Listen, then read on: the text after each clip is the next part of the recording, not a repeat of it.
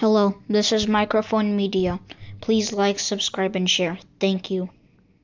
ሰላም ጤና ይስጥልኝ። እንደምን ዋላችሁ፣ እንደምን አደራችሁ። በመላው ዓለም ላይ ያላችሁ አድማጮቻችን ሰላም ለእናንተ ይሁን። ይህ ማይክሮፎን ሚዲያ ቁጥር 2 ነው። ለማይክሮፎን ሚዲያ ቁጥር 2 አዳዲስ የሆናችሁ ደግሞ እንኳን ደህና መጣችሁ እያልን የሁል ጊዜ አድማጮች የቤተሰባችን አካል ሆናችሁ እንድትቀጥሉ ሰብስክራይብ ያላደረጋችሁ ሰብስክራይብ አድርጉ። ላይክና ሼር በማድረግም እስከ መጨረሻ እንድታዳምጡት እየጠየቅን ላይክ አድርጋችሁ ጀምሩት። አድማጮች የሁል ጊዜ እንደምንላችሁ ምንም ነገር ስጡን አንል። እኛ ልሳን ለመሆን ነው እዚህ ያለ ነው፣ የህዝብ ልሳን። እኛ በፖለቲካ ምክንያት በሌላ ምክንያት ብዙ ችግር እየደረሰ ያለው ብልጽግና በህዝባችን ላይ የሚያደርሰው ያለው ልሳን ለመሆን ነው ለህዝባችን የጀመርነው። ግን አሁን ሰፊ የሆነ ነገሮችን ነው እየደወሉ የሚጠይቁን ያሉት የሚነግሩን ያሉት። ባካችሁ ልሳን ሁኑን፣ ባካችሁ እንደዚህ በደል ደረሰብን፣ ባካችሁ ንብረታችን ተዘረፈ፣ ባካችሁ ከእንደዚህ አይነት ቦታ የተነቅ እየተባረርኩኝ የሚሉ በጣም ብዙ ነው የሚደውሉ ያሉት። ይህንን አሁን ዛሬ ይዘንላችሁ መጥተን ያለ ነው። ግን ልናልፈው አልቻልንም። እውነት ለመናገር ልናልፈው አልቻልንም። በጣም ነው ያስደነገጠን። እኚህ ሰውዬ ቤታቸውንም ሚስታቸውንም ነው የተቀሙት። እንዴት ነው? ከመጨረሻ አዳምጡት፣ እስከ መጨረሻ በትዕግስት አዳምጡት። ሰው እንዲያዳምጠው ደግሞ ላይክ አድርጉት በሰፊው እንዲዘረጋ። ምክንያቱም ነግለኒ ማለት ማወቅ አለብን። እኚህ ሰውዬ ማን ነው የዘረፋቸው? እንዴት እንደተዘረፉት? ይህንን ነገር በዝርዝር ነው የምንነግራችሁ። እንደምታውቁት ለ1 ሰዓት ለ2 ሰዓት አናቆያችሁ። እኛ አጠር አድርገን ነው ታሪኩን የምንነግራችሁ። ከአዲስ አበባ ከቦሌ ክፍለ ከተማ፣ ቦሌ ክፍለ ከተማ እንደምታውቁት ወይ ደግሞ ለማታውቁት በጣም ሰፊ ክፍለ ከተማ ነው። አንደኛ ሳይሆን አይቀርም በቆዳ ስፋት። ከሱ አንዱ ነው እንጂ ወረዳው የት እንደሆነ አትንገር ስላሉን ወረዳውን እንነግራችሁ። ደውለው ሁሉንም ሪከርድ አድርጉ ምንም ችግር የለውም ብለውን ነበረ። ሪከርድ አድርገን ሁሉን ነገር እንዳዘጋጀ ነው ደግሞ እባካችሁ ሳስብበት ስጸልይበት ሰው ምን ይለኛል፣ ዝም ብዬ ልቻለው፣ ውስጤ ላይ ይዤው ልሙት፣ በእኔና በፈጣሪዬ ላይ ይቆይ። ምክንያቱም ወጥቼም ከሰው ጋር መነጋገር አልችልም፣ ወጥቼ ሰውንም ለማየትም አልችልም። ስለዚህ በራሳችሁ ልሳን አድርጋችሁ ተናገሩት። ይህንን ነገር ውጤት የሚያመጣ ከሆነ ግን ወጥቼ እናንተ ጋር ቀርቤ በቪዲዮም ላይቭንም አቅርባችሁኝ መናገር ይችላለሁኝ። ለጊዜው ግን መስመር እስኪይዝ ድረስ እባካችሁ የነገርኳችሁን ታሪክ ራሳችሁ ተናገሩልኝ ስላሉን በራሳችን እነግራችኋለን። ግን የምታዩት ያላችሁ ቤት ነው የተዘረፉት፣ ሚስታቸው ነው የተዘረፉት። ሚስታቸው ፈልጋ ነው የሄደችው ወይ? ይህንን ዝርዝሩን እነግራቸዋለን። እኚህ ሰውዬ አዛውንት ናቸው።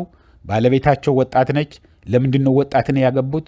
የመጀመሪያ ሚስትስ ነበራቸው ወይ? ይህ ሁሉ ታሪኩን በደንብ አድርገን እነግራቸዋለን። በጣም የተቀነባበረ ሴራ ነው። ከመጀመሪያ ጀምሮ ነው ወይ ያቀነባበሩት?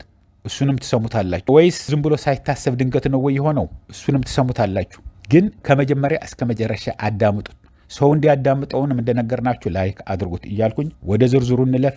አብረን እናዳምጠው። ለረጅም ሰዓታት አላቆያችሁም አድማጮች። እንግዲህ እኚህ ደዋያችን የነገሩን አዲስ አበባ ተወልደው ያደጉ ናቸው። አዲስ አበባ የተማሩ ሰው ናቸው። ጥሩ ስራ የነበራቸው ናቸው። ምን አይነት ስራ እንደሰሩ አናቅም። ግን ይህንን የምታዩት ያላችሁ ቤት ቪላ ቤት ቦሌ ክፍለ ከተማ ያውም በጣም ውድ የሚባለው ሪል ስቴት ነው ያላቸው ናቸው። ግን አዛውንት ናቸው። መጀመሪያ እዛ ተወልጄ አድጌ ተምሬ ሰርቼ አግብቼ ነበረ ነው የሚሉት። አግብተዋቸው ከነበሩት ባለቤታቸው በልጅነታቸው የተጋቡትን ማለት ነው አሁን በህይወት የሉም፣ አልፈዋል። ግን ተጋብተው እያለ ለብዙ ዓመት ተጋብተው ኖረዋል። ከአብራካቸው የተገኙ ልጆች ግን አልነበሯቸውም፣ አልወለዱም። መሃኖች ናቸው ማለት ነው። መሃን ሆኖ ነው የኖሩት። በኋላ ምን እንደሚፈጠር ታያላችሁ። አርግዣለሁ ነው የምትለው ያሁኗ ያለችው ሚስትየዋ። ይህንን በሙሉ በዝርዝሩ እናመጣላቸዋለን። እነዚህ ቤተሰቦች ግን የመጀመሪያ ባለቤታቸውና እሳቸው ማለት ነው ዝም ብለው ተቀምጠው ብቻቸውን አይደለም የኖሩ። ከሚስታቸውም በኩል ከራሳቸውም በኩል የወንድም ልጆች፣ የእህት ልጆች፣ ዘመዶች እያመጡ ያስተምሩ ነበር፣ ያሳድጉ ነበር። እነሱ ያሳደጓቸውንም አድገው ወጥተው ሄደዋል።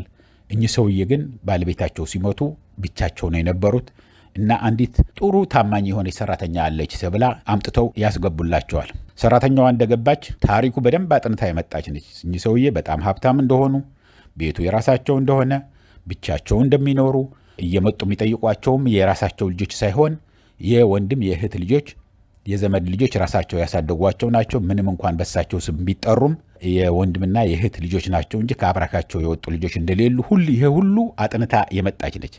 በጣም መልከቀና ጥሩ መልክ ያላት ጥሩ ቁመና ያላት ወጣት ሴት ነች። እዛ ትገባለች። ከዛ በኋላ እንደገባች እሳቸውንም የሚፈልጉት አውቃ እንደሚፈልጉት አድርጋ ሁሉንም ነገር በቃ እኔ ልስራው ነበር የምትለኛሉ። መኪና ናና አጥብ ብዬ መኪና ላሳጥብ ስዘጋጅ ራሴ አጥበዋለሁ ትላለች። አትክልት የሚኮተኩት የሚንከባከብ ሰው ነበረ። ለምን አታስወጡትም? ራሴ ሰራዋለሁ። እኔስ ምን እየሰራው እላለሁ። ይኸው ለሁለታችን ብቻ ነው የማበስለው፣ ምንም ችግር የለውም ጋሽዬ ምናምን እያለች ትጠጋቸዋለች። በጣም ሲቀራረቡ ልጅቷ እንደምንም አድርጋ በጣም ስለምትከባከበኝ አሉ ሀቅ ተናግረዋል። በጣም ስለምትንከባከበኝ አይቺ ልጅ እንዳትሄድብኝ ምን ባድርግ ይሻለኛል? በጣም ደግሞ ትቀርበኛለች፣ ወዶታለሁ ምናምን ትላቸዋለች። ከዛ በኋላ የተፈጥሮ ነገር ሆነና ግንኙነት አደረግን አሉ። ወዲያው ሳምንት ሳትቆይ በቃ አርግዣለሁ መሰለኝ ቀረብኝ አለቻቸው። ያው ቀረብኝ ማለት ምን እንደሆነ ታውቁታላችሁ። እና እንደዚህ ስትለኝ አይ እኔ እኮ መሃን ነኝ፣ ከባለቤቴ ጋር ብዙ ዓመት ተጋብተን ኑሮን አልወለድንም፣ ስለዚህ መሃን ነኝ፣ ልወልድ አልችልም፣ እንዴት አርግሽ ነው የምታረግዡ ሲልዋት፣ እሷ ደግሞ አይ እኔ እንግዲህ ምንም የማውቀው ከእርስዎ ውጪ ምንም የማውቀው ነገር የለም፣ ያው ከእርስዎ ጋር ነው ግንኙነት ያደረግኩት እና አሁን ሳላረግዝ አልቀርም ትልና ከዛ እስትና ያለን እንግዲህ አይመስለኝም ብለው ሰውየው ምንም ነገር አልመሰለኝም ብለው ዝም ብለው መኖር ጀመሩ። ምንድነው ይቺ ልጅ ግን ለምንድን ነው እንደዚህ የምትለኝ ምናምን አልኩና ከዛ በኋላ አላመንኳትም ነበር። እውነት ዝም ብላ መስሏት ነው። ልጅ ሆና ነበር የምትታየኝ። በእድሜም ልዩነት ከፍተኛ የሆነ ልዩነት አለን፣ ያላቻ ግንኙነት ነው እና በቃ ዝም ብላ ነው መስሏት ነው እንጂ ልታረግዝ አትችልም። ከዛ በፊትም አልወለደችም። ስለዚህ ዝም ብላ ነው ብዬ ነበር ያሰብኩት። ከዛ በኋላ ሳየው ግን ሆድዋ ኩፍ እያለ እያደገ ሄደ። ከዛ ዘመዶቿን አስጠራች። ዘመዶቿም የሚያውቁኝ ጎረቤቶችንም አመጡ።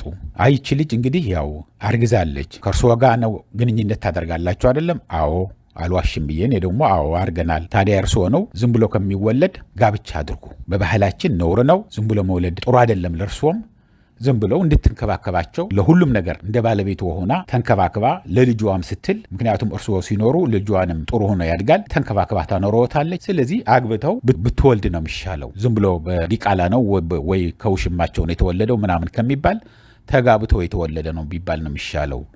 የሆነ ቢሆንስ ያለ ንብረትስ ቢሆን ሁሉንም ነገር እንኳን እግዚአብሔር በልጅ ባረኮት እንጂ ንብረቱ ሆኖም እኮ የልጅ ሆኖ የሚሆነው። ስለዚህ ምንም ነገር የሚያሰጋ ነገር የለም ይሉኛል አሉ። ከዛ በኋላ እኔም የሰው ግፊት ደግሞ ኤክሳይትሜንትም አለ። ሁሉ አይቼውም አላቀው እውነት የራሴ ከአብራኬ የወጣ በስሜ የሚጠራ ለዘላለም ልጄ የሆነ የኔ ኢሜጅ ይዞ የወጣ ልጅ ልባረክ ነው ወይ ምናምን የሚል አእምሮዬ ላይ ብዙ ይመላለስ ጀመርና ከዛ በኋላ እሺ ብለን ውልና ማስረጃ ሄደን ተፈራረምን። ሰርግ ድግስ ምናምን አላደረግንም። ውልና ማስረጃ ሄደን ግን የጋብቻችንን ፈጸምን። ከዛ በኋላ ጠያቂ በዛ አሉ። እየመጣ የሚጠይቅ ስራ የሚያግዙ ምናምን እየመሰሉ ጎረምሶች፣ ዘመዶች፣ ያጎቴ ልጅ ነው ያክስቴ ልጅ ነው ምናምን እያለች የሚመጡ በዙ አሉ። ይሄ ነገር እንዴት ነው? በተለይ አንዱ አሁን ቤታቸው ውስጥ ያለው ሚስታቸውን ቀማ የምንላቸው ያለ ነው ዘመዴ ነው ትልና ይመጣል፣ ይጠይቃል፣ አድሮ ይሄዳል። ሰፊ ግቢ ነው እንደምታዩት ያላችሁ። ሁለቱም ብቻ ነው ያሉበት። ሌሎቹ በሙሉ ዘመዶቻቸውን በቃ አንድ ጊዜ ከተጋባን በኋላ በተለይ እነዚህ ያሳደግኳቸው ልጆች፣ የነሱ ልጆች፣ ማንም ዘመድም እንዳይመጣ በቃ በጣም ቀንዳም ሆነች አሉ። አንድ ጊዜ ከተፈራረምን በኋላ ማንም እቤት መጥቶ እቤት እያለሁም የሉም ብላ የምታባራቸው። ከእሷ በኩል ግን ይሄ ሰውዬ ወጣት ነው፣ ጎረምሳ ነው፣ በእሷ ዕድሜ ውስጥ ያለ ነው። ሲመጣ በቃ ይሰራል፣ አትክልት ይኮተኩታል፣ መኪና ያጥባል። እኔ የምልከውም አንዳንድ ነገር አምጣ ከተካልኩትም ያመጣል እና ይውላል፣ ያድራል። አንድ ሰርቪስ ቤት ሰጥተነው እንደገና ይሄዳል። ሳምንት ቆይቶ እንደገና ተመልሶ ይመጣል። እንደዛ የሆነ እየተጠጋን እኔም እያቀረብኩት ሁሉንም ነገር የምልከው እኔ በስተርጅና ወይ ደግሞ እሷም እርጉዝ ሆና ከሚንቀሳቀስ እሱ ያግዘናል የሚል በቃ 2 ቀን 3 ቀን ያድር የነበረ እንደዛ ጠቅልሎ ገባ አሉ። እዛ ግቢ ውስጥ ጠቅልሎ ገባ። ሲኖሩ ልጁ ተወለደ፣ ወንድ ልጅ ተወለደ አሉ። ከዛ በኋላ በቃ እኔም ደስ አለኝ። ወለደ ተብሎ ተወራ። ለዘመዶቼ ሁሉ ወልደዋል ተብሎ ሁሉንም ነገር ደስ አለ። እንኳን ደስ አለህ የሚል በዛ። ከሩቁም ከቅርብም እንኳን ደስ አለ፣ በስተርጅና እግዚአብሔር ባረከ፣ እንኳን ደስ አሎት ጋሽዬ የሚል የሰፈር ሰውም ሁሉንም ድጋፉን ሰጠኝ። ከዛ በኋላ ስንኖር በቃ ስንኖር በጣም ትለዋወጥ ጀመረ። ለእኔ ሳይሆን አቴንሽን የምትሰጠው ለእሷ ነው። ለዛኛው ያጎቴ ያክስቴ ልጅ ነው የምትለውን ሰውዬ ሁሉንም ነገር ሲያደርጉ እኔ ደግሞ ጠራጠራቸው ጀመራሉ። ከታተላለሁ፣ አያለው ውስጥ ሆኜ ሁሉንም ነገር የሚያደርጉት የወንድምና የእህት ሳይሆን ሳቃቸው፣ ጨዋታቸው፣ ሁሉንም ነገር የሚያደርጉት በቃ የማይሆን ነገር ሆኖ ታየኝ። አሁን ያኔ ራሴ ነፍሴን እየነገረኝ መጣ። ምንድነው ይሄ ነገር የምታደርግ ያለሽው? ይህንን ነገር ይሂድ፣ በቃ ይሄ ሰውዬ ደስ አላለኝም አልኳት አሉ መጨረሻ ላይ። ምክንያቱም የሚያደርጉት ሲስቁ፣ ሲጫወቱ በተለይ እኔ የተኛሁ መስልና ላርፍ ነው ትንሽ አረፍ ልል ነው ብዬ ምሳ በልቼ ስል በጣም ይስቃሉ፣ ያሽካካሉ። ሁሉንም ነገር የሚያደርጉት የፍቅር ነው እንጂ የወንድማዊ ፍቅር ሳይሆን የፍቅር ነው የሚያደርጉት ሆኖ የሚሰማኝ። በጣም ደግሞ እናደድ ጀመር። እንዲህ ስትዮ ምንድን ነው? አንደኛ ዘመዴ ነው ብላ ነው ያመጣችሁ። ሁለተኛ ነገር ደግሞ ልጁም ለህፃኑም በጣም ሲንከባከብ ነው የማየው። ለምንድን ነው እንደዚህ የሚሆን ያለው? እውነት ዘመዷ ነው ወይ ብዬ በጣም ተጠራጠርኩና ከዘመዶቿ አንዱ ጠየቅኩኝ። አይ ዝምድና ያለንም እኮ ይሄ የአንድ ሀገር የአንድ አካባቢ ልጆች ናቸው እንጂ ያው ከአዲስ አበባ ሩቅ አይደሉም የመጡት ሁለቱም፣ እሱንም እሷም ማለት ነው። የአንድ አካባቢ ነን እንጂ ዝምድና የስጋ ዝምድና ያለንም። እንዴ እሷ እኮ ያጎቴ ነው ያክስቴ ልጅ ነው ያለችኝ። እና እንዴት ነው ታዲያ ይሄንን ነገር ብዬ ስል አይ እንደዛ አይመስለኝም ብሎ ምስጢሩን ነገረኝ። ከዛ በኋላ አስወጩ የሰውዬ መውጣት አለበት ብዬ አስወጩ አልኳት። ከዛ አንወጣም አሉኝ። አልወጣም አልሄድም፣ ምን አባክ ታመጣለህ አሉኝ አለ። እና ሴትዮዋ እኔም እሱም ይወጣ ከሆነ እኔም እሄዳለሁ ግማሽን ይዤ ነው የምሄደው ትላቸዋለች። ይታያችሁ እንግዲህ አግብታቸዋለች። ይሄ ቤትንም ሁሉንም ያለምንም ጋብቻ በፊት የነበረውን የግሌ ነው ምናምን ብሎ አላስፈረሟትም። አሁን ይሄንን ቤት እርስዎ ወጥተው ይሄዳሉ እንጂ እኔ አልወጣም፣ ከወጣሁም ግማሼ ይሄ ቤት ተሸጦ ግማሼን ይዤ ነው የምሄደው፣ የልጁ ቤት ነው ትላቸዋለች። ዲኤንኤ የሚባል ምርመራ የሚባል ኢትዮጵያ እስካሁን አልተለመደም፣ አያውቁምኝ ሰውዬ። ግን ጭራሽ አፋቸው አይቻል። ልጁ በጣም ልክ እሱ ባለቤት ነው የሚመስለው፣ የቤቱ የንብረቱ ቤት ነው የሚመስለው። ከዛ አንድ ነገር በትናገር ወየውልህ ውጣ ብሎ ከቤቴንም አስወጣኛሉ። ከቤታቸው ውጣ ብሎ አስወጣኝ። ከዛ ኧረ ተው እባክህን እኔ ተለማምጬ እንደገና እገባለሁ፣ ግን መርዘው እንዳይገድሉኝም ፈራሁ። መርዛ ብልታ ትገለኛለች። ይሄ ሰውዬው ሽማዋ ነው፣ ልጁም የእሱ ልጅ ሳይሆን አይቀርም። ምክንያቱም ሁሉንም ነገር የሚያደርጉት የሚንከባከቡት ከሁሉ ነገር የሚያደርጉት ይሄ ልጅ የእሱ ልጅ ነው እንጂ እኔማ መሃን ነኝ፣ እኔ አታላይ ነው። አሁን ግን ከቤትም ከሚስትም ሳልሆን አባረሩኝ። ይህንን ደግሞ የሚያደርጉት ያሉ የኦሮሞ ተወላጆች ናቸው ሁለቱም አድማጮች። ሰውየው ባለ ንብረቱ አማራ ናቸው። አማራ ነኝ ነው ያሉኝ። እውነት አማራ የሆኑ ወይ ደግሞ አዲስ አበባ ተወልደ ያደገው ሁል ጊዜ ከወላይታም መጥቶ ከደቡብ መጥቶ ከየትም መጥቶ ከየት ነህ ካልከው አማራ ነኝ ነው የሚለው። የአዲስ አበባ ሰው ነኝ ይልና ከዛ በኋላ አማራ ነው የሚለው። መታወቂያ ብታዩ አማራ ነው የሚለው። እውነት አማራ ናቸው ወይ አይደሉም? እኔ የማውቀው ነገር የለም። እኔ የአዲስ አበባ ልጅ አማራ ነኝ፣ እነሱ ግን ኦሮሞዎች ናቸው። ስለዚህ እነሱ ከላይ ሆኖ ደግሞ የሚደግፏቸው የሚያበረታቷቸው በሉት አይዟችሁ የሚሉ አሉ። ስለዚህ እኔ ከንብረትም ውጭ ሆንኩኝ፣ ከሚስትም ውጭ ሆንኩኝ፣ ከልጅም ምንም ነገር የለኝም። አሁን ክብርም የለም በሰፈሬ። ተዋረደ ይሄ ሰውዬ እያሉ ጎበዝ ብለው ብዙ ሲደግፉኝ ብዙ እንኳን ደስ አልዎት እንዳላሉኝ አሁን በቃ መነጋገሪያ ነው። በየመንገድ ሳልፍም ሁሉ ያቺ ሴት ለካ ውሽማ ይዛ ወይ ደግሞ ከሌላ አርግዛ ገብታ ነው ያንተ ልጅ ነው ብላ አታልላቸው የነበረችው። አሁን ውሽማዋን ይዛ ደግሞ እሳቸውን ከቤት ካልወጣህ በላይ እያባረራቻቸው ነው ያለችው። እያስፈራራዋቸው ነው የሚያድሩት። እሳቸው ሰርቪስ፣ ሰውየውና ሚስትየዋ መኝታ ቤታቸው ነው የሚያድሩት እየተባለ አሁን በቃ መውጫ መግቢያ አጣሁኝ። እኔ ንብረቱ ሁሉ ቀርቶብኝ በርሬ እግዚአብሔር ቢወስደኝ ጥሩ ነበር። ልጥፋ ወይ እያልኩ ነው። ምንድን ነው የሚሻለኝ? እስቲ ይህን እንዳጋጣሚ ሌላ ሰው ነው የነገረኝ። የእናንተ ሚዲያ አላቀውም ነበር። ይህንን ሚዲያ ግን ብትናገር ምናልባት መስመር ሊይዝልህ ይችል ይሆናል ብለውኛል አሉንና ዲኤንኤ የሚባል ነገር አለ። ይህንን ካስመረመሩ የእርስዎ ልጅ ከሆነ እኛ ደግሞ ማለት ነው የእርስዎ ልጅ ከሆነ የእርሱ አዲስ አበባም ራሱ አለ ተለምደዋል። ሰምተው አያውቁም ወይ? እኔ ሰምቼ አላውቅም። ምንድን ነው ዲኤንኤ ባሉኝ። እንግዲህ የእርስዎ ልጅ ከሆነ ይታወቃል። ከእርስዎም ከአፎ ጠረቅ ይደረጋል በጥጥ ከልህፃኑም እንደዛ ይወሰዳል። የእርስዎ ልጅ መሆኑና አለመሆኑ በቀጥታ ይታወቃል። ምንም ስህተት የሌለው ሳይንስ ነው። ስለዚህ እንደዛ ቢያደርጉስ? እንግዲህ ይህንን ደግሞ አድርጊ ብላት እሺ አትል። ምክንያቱም ታውቀዋለች። ኖ ይሄ እኮ የእሷ እሺ ማለትና የእሷ እምቢ ማለት አይደለም። ወደ ህግ ይውሰዱት። እንደዚህ የተቀነባበረ ስራ ነው ተሰርቶብኝ ያለው፣ ችግር ገጥሞኛል። ልጄ ከሆነ ሙሉ ኃላፊነት ወስጄ አሳድገዋለሁ። ለልጄ ያልሆነ ለማን ይሆናል? ልጄ ካልሆነ ግን ይህች ሴትዮ በማታለል ከቤቴንም እንድትወጣ አድርጉልኝ ብለው ወደ ህግ ይሄዱ አልኳቸው። በጣም ነው የሚያሳዝነው እኮ እውነት ለመናገር ለማን ነው ልጄ አሁን አቤት ምለው? የእነሱ ጊዜ አይደለም ወይ? ውጣ ብሎ በዱላ ሰባብረው ቢያጠፉኝስ ነቅለው ነው የሚያወጡኝ። ፍርድ ቤት ሂጄ አሁን እኔ ይሰማኛል ብላ እዚህ ታዲያ ያለው እኮ አንዳንድ የቲቪ የቴሌቪዥን ጣቢያዎች ነገሩኝ። ሂድ እኮ ብለውኝ ነበረ። እንደዛም ግን አይሰሙኝም። እነሱም አናስተላልፍም ብለዋል። ኧረ እዚህ ላይ እጃችን አታስገቡ ብለውኛል። እኔም ኦሮሞ ብሆን እነሱም ኦሮሞ ቢሆኑ ይቀል ነበር። በጣም በቴሌቪዥን ጣቢያውም ያሳዩልኝ ነበረ። እኔ ግን አማራ ስለሆንኩኝ አማራ ነኝ ብዬ ራሴን ስለ መታወቂያ ያለም ስላወጣሁኝ ኦሮሞ እንደዚህ አድርገው ዘረፉኝ ብል የት ሊያድሩ ነው? እንኳን ለኔ ለቴሌቪዥን ጣቢያዎችንም ጠንቅ ነው የምሆነው። ፍርድ ቤቱ እንደሆነ ፍርድ ቤት ሂጄ ያ ሁሉ ንብረት እሷ ቁጥጥር አድርገዋለች። ባንኩንም ያለው ገንዘብም ለህፃኑም ለኔ መቀለቢያ ብላ ይዘዋለች። እኔ ከምንም ውጭ ነው ሁኜ ያለሁት። ምን እንደማደርግ ስለጨነቀኝ ነው ብለውኛል። እና መጨረሻ ላይ ይህንን ሪከርድ አድርገነዋታል። ያው ሪከርድ እንደተደረጉ አውቀዋል። አንድ ሰው ጥያቄ ከመጣ የሆነ ነገር የለም ከተባለ ግን እናሰማዋለን፣ ባይሆን ድምፅዎትን እንቀይራለን ብለናቸው ምንም አሁን መጀመሪያ በራሳችሁ አቅርቡት፣ በኋላ ግን ድምፄንም ልታሰሙ ትችላላችሁ። ግን መጀመሪያ እስቲ ምን አይነት ውጤት እንደሚያመጣ በራሳችሁ እኔ እንደነገርኳችሁ አቅርቡት። ከዛ በኋላ እኔም ቀርቤ እናገር እችላለሁኝ። አሁን ሪከርድ ያደረጋችሁኝም እያለቀሱ ነው የተናገሩን። እውነት ለመናገር እሱም አንድም ማነሱም ያደረገኝ አዛውንት ሰውዬ እያለቀሱ ሲያናግሩ ምን ብለህ ነው? በጣም ይከብዳል።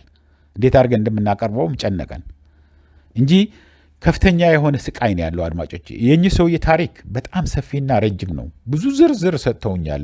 የምነግራችሁ ለሚዲያም የማይመጥን ብዙ ነገሮች ሰጥተውኛል። ስለ ራሳቸው ያለ ችግርም ስለ ልጅቷ ያለ ችግርም ሁለቱ እነዚህ ጎረምሶቹ እሷ እና ውሽማዋ የሚያደርጉትንም ነገርም ሁሉ ብዙ ነገር ነግረውኛል። ግን ለቴሌቪዥን ላይ ልናቀርበው ትንሽ ስለከበደን ብዙ አናቀርበውም።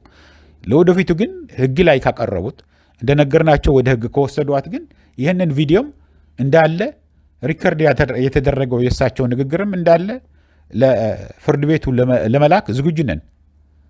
ምክንያቱም እኚህ ሰውዬ ልጃቸው ከሆነ እንደተባለው ልጃቸው ከሆነ ልጁ ያው የእሳቸው ነው። ለልጅህ ያልሆነ ለማን ይሆናል? ግን ይሄ ሰውዬው ይሄ ውሽማው ግን እዛ ገብቶ መኖር የለበትም። በምንም ተአምር መኖር የለበትም። ከዚህ ያድናችሁ ነው የሚያስብለው። እውነት ለመናገር በዘራችሁ አይድረስ እንደዚህ አይነት ነገር። ምንድን ነው የምታሩት? ምን አይነት ነገር ላይ ነው የደረስ ነው? እነዚህ ሰዎች የማያደርጉት ነገር እኮ የለም። አሁን ከዚህ ቀጥሎ በሚቀጥለው ቪዲዮ ማመጣላችሁ አንድ ትልቅ ቤት የሰራ ሰውዬ ቤቱንም ፊኒሽኑን ሳያደርግ ሳይጨርሰው ማለት ነው ትንሽ ጋብ ብሎ ስለነበረ መዞርም አይችልም ምናምንም ብለው አስቸገሩት። ገዝተውት ነው እንግዲህ እና ሰራው ፊኒሽንግ ሳያደርግ አቁሙ ተብሎ አቁሞ ነበር።